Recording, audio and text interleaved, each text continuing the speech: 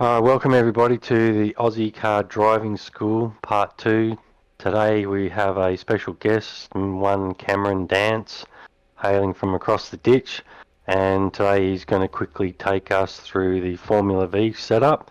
And Cameron's actually driven these cars in real life, so I would actually like to start there, Cam, and ask you two things. A, what are they like to drive in real life, and how close do you think the iRacing's got it? Yeah, I mean they're reasonably similar in sim to what they are in real life. There's a lot of weight transfer involved. You're sliding around on the tires a lot. There's a lot of lift off oversteer, that sort of stuff. So what you typically find in the sim is usually what you're going to find in real life. And obviously being on like a radial tire and having no downforce or anything, they're usually quite easy to throw around and use the mechanical grip that they've got.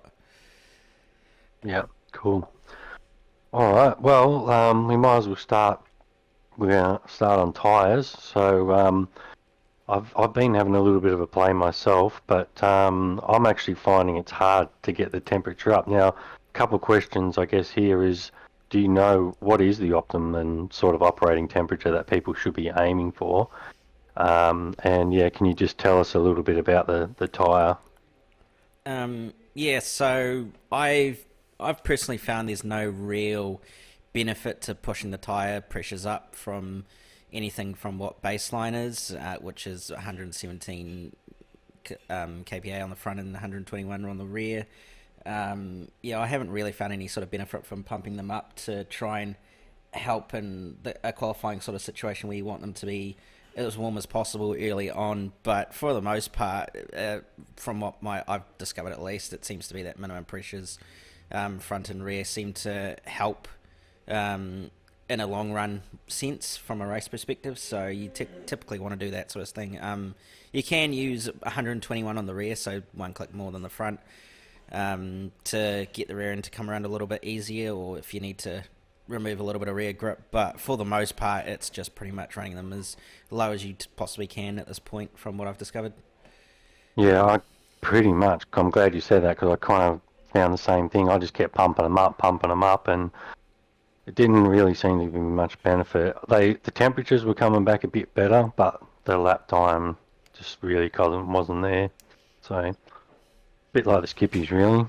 All right, so we'll move straight onto the chassis then, and I'm actually quite surprised when these cars came out how many different adjustments there are. So I guess we'll start at the top there, and if you want to run us through the ARB diameter, spring and preload. We'll do those two first real quickly. Um,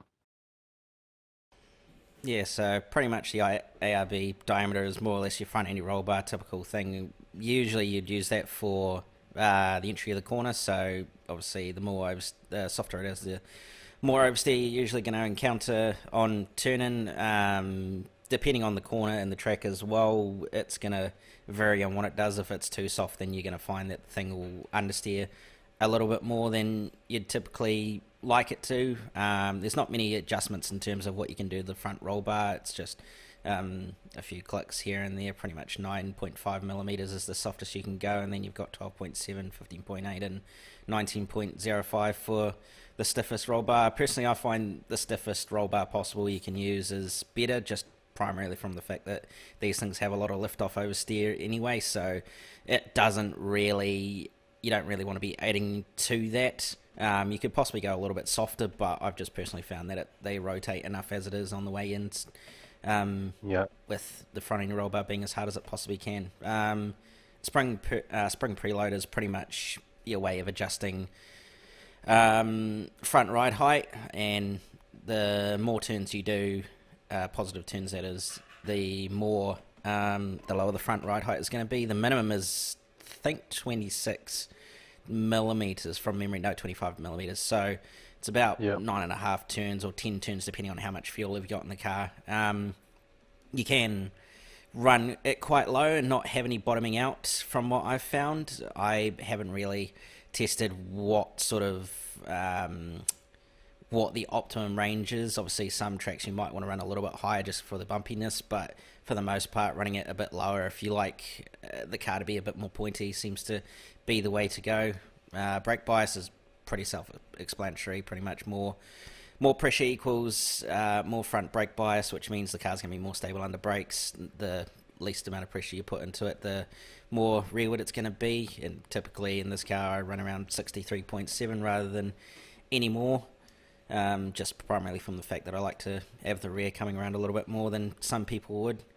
As for the shock settings on the front and also the rear, it's actually kind of funny because the tooltips tell a little bit of a lie. I actually asked the guy who wrote the tooltips for iRace and Christian Challenger today about what the explanation around them was, due to the fact they were a little bit confusing. And basically, it's adjusting the bump and rebound at the same time because it's a single adjustment. And really, all that's going to happen is it's just for minor changes to the how the car's going to handle. The more clicks you put into the shock setting is the more damping that's going to be happening. So 5 is maximum, 0 is minimum, and a higher result is going to result in faster loading of the outside tyre and transit manoeuvres, pretty much the quick reaction sort of stuff, and it's going to make the car feel more responsive to the driver and increase braking stability. However, at rough tracks, it might be a little bit of an issue if you've got more damping going on, as you'll end up running out of grip and the car will just start bouncing everywhere a little bit too much. Yeah, I guess tracks with lots of curbs, you'd be looking to back that off, yeah. Yeah, you usually run a little bit on the minimum side. I haven't really played around with it, I've been meaning to, but just haven't got the chance yet, so I'll be interested to see how it's going to react. But yeah, pretty much it's very, very limited in what you can adjust on there with only 5 clicks, so I imagine each click is going to produce some reasonable amount of feeling difference rather than your typical GT car or something like that where it's got quite a large range. Yep. And then All right. Yeah, moving on to camber. So you can obviously, most people probably know what that is. That's the inward or outward lean of the wheel, and you can put about 2.5, I think it is, up to is it 0 degrees? Yeah. yeah, pretty much maximum is negative 2.5 degrees of front camber. There's no real benefit, I don't think, to running more or less. It seems to be very, very equal between the amount of front grip you end up having if you run more. Obviously, the tyre wear is going to be a little bit more towards the inside, and you're going to find that it'll be running on the inside of the wheel, and you also find that you're going to have to put less steering input in as well through a lot of the corners due to the fact that it's going to require, well, have more camber on it. So it's personal preference from my perspective, but pretty much around that sort of 2 degree mark, so about 0.5 more negative degrees of front camber is about optimum from baseline. And is camber going to affect the braking as well? Yeah, well, a little bit. So with the front, what it'll typically do is also you'll find that the car will be a little bit more unstable, just primarily due to the fact that what's going to happen is because of the fact that there's more front grip available, you're going to have a little bit more of the rear skittering around a little bit. It's not too bad, and you can kind of balance that out a little bit with the toe settings on the front and rear depending on what's going on, but for the most part it's not going to drastically alter what the car's going to be doing in the braking zone, and you can adjust for that extra oversteer or understeer with the brake bias as well if you have to. Yeah. Which leads to the next question, the toe in of the front wheels, and you kind of started to answer it there anyway. Yeah, so pretty much it's just the direction the wheels are pointed in, whether they're going to be more or less, and whether it's going to end up causing the front end or the rear end, depending on which end you're adjusting, as to whether it's going to provide more rotation or not. So usually negative front toe is going to result in more off-throttle rotation, and usually you'll find that in most cases you'll use negative toe regardless of the car and track. There's a few cases where you can get away with running positive toe, front toe, or very, very little, just primarily down to the fact that the less front toe you run, well, and toe in general, is going to increase your straight line speed. But for the most part, 1 millimeter, I should say, on the front negative is pretty much a reasonable amount. It doesn't seem to cause too many issues with understeer and that sort of thing. And then the rear is basically a way of how you want the car to react, whether you want more off throttle oversteer or whether you want more on throttle oversteer. So more positive is going to result in more on throttle oversteer due to the way that the tyres are pointing, and then more negative is going to result in more off throttle oversteer as well. Yeah. Yeah, okay. Yeah, that was going to be my next question, so you've answered that already. Um, all right, so moving straight on just to the last few bits, the rear, well, we see ride height at the top there, but that is obviously determined by the spring perch offset and the push rod offset, which I have no idea. What's that all about?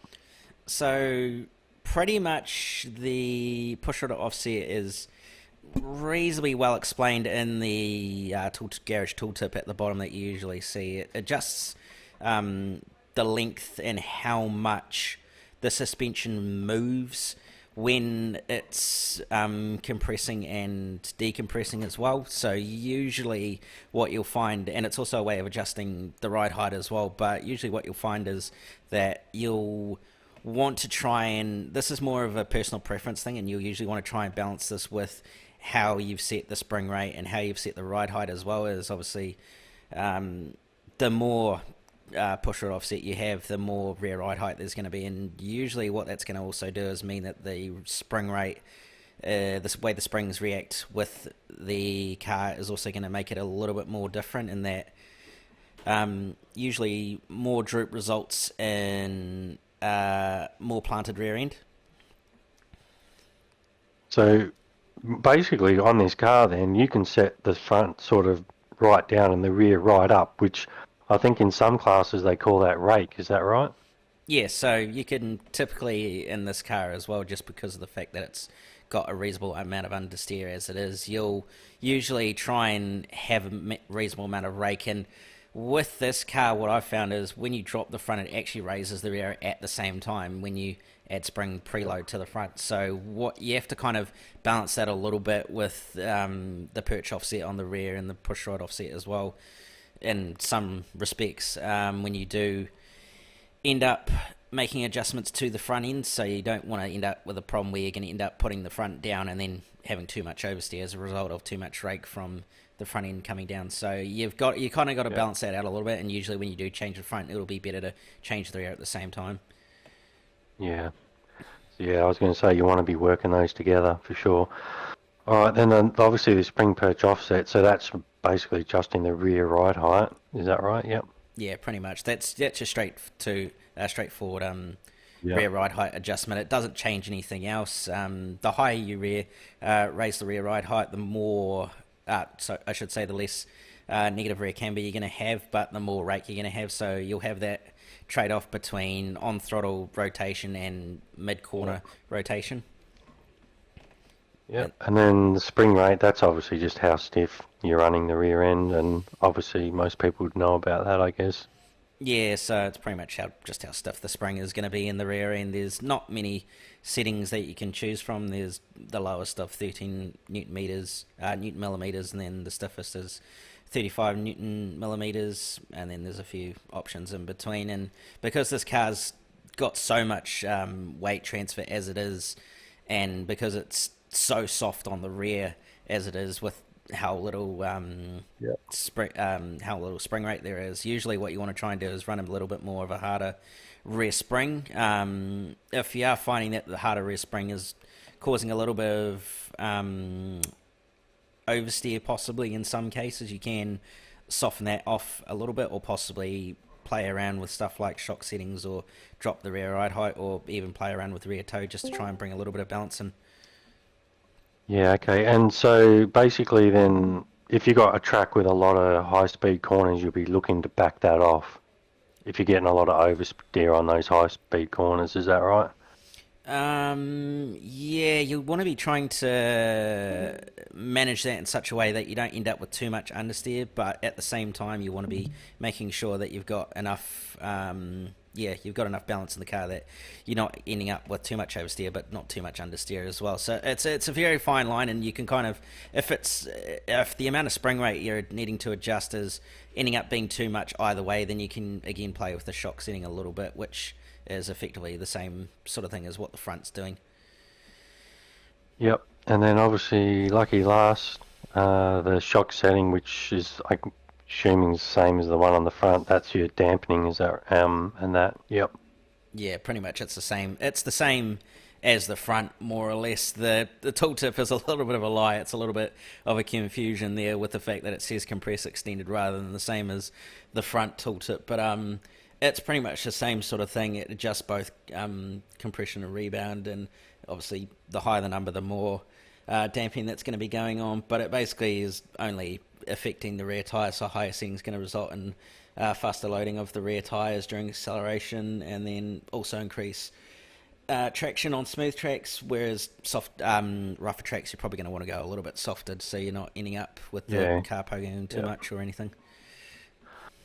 All right. Well, I think we just learned why you're so good at what you do, Cam. Because yeah, that was you could drop the mic right now, I reckon.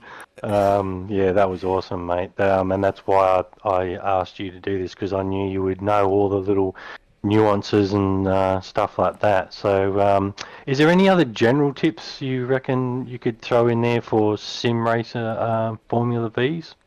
Um, main one's the driving perspective of that. A lot of people jump into this car, and the problem that you usually find is because everybody doesn't understand how much weight is being transferred. Usually, what everybody does is they put the brake on, go down a gear, and then turn it in. And because there's so much weight transfer, they're not actually ready for the sudden amount of rotation that the car's about to do. It's similar to the Spec Racer Ford when it was originally around it, in that it's got a lot of lift off oversteer if you're not careful, and a lot of people usually find they either go into the corner too fast or they don't go in quick enough, and as a result the car has too much rotation. So the main thing is just being able to brake smoothly, and then also just keep a little bit of throttle on the way into the corner just to help balance the rear out, so it's not going to end up throwing you into a spin. But mainly just being smooth and being able to keep the weight transfer in such a way that it's not going to be causing problems for you is the main thing I'd suggest.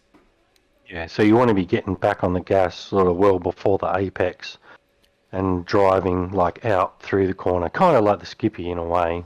Yeah, pretty much. And the other thing is because it's on radial tyres as well, there's not the huge amounts of grip you typically find with a slick tyre, and the way you can manipulate it is similar to the Skippy as well, in that you can work the wheel quite a bit and bring the grip back if you end up over driving the corner a little bit as well. Yep, cool. All right, well, yeah, I just want to say thanks, Cam, for doing that. That's been absolutely awesome. And thanks, everybody, for tuning in. We will have the next Aussie Car Racing School episode up soon. Thanks, Cam. Appreciate it. Yep, no worries, and hope everybody enjoyed.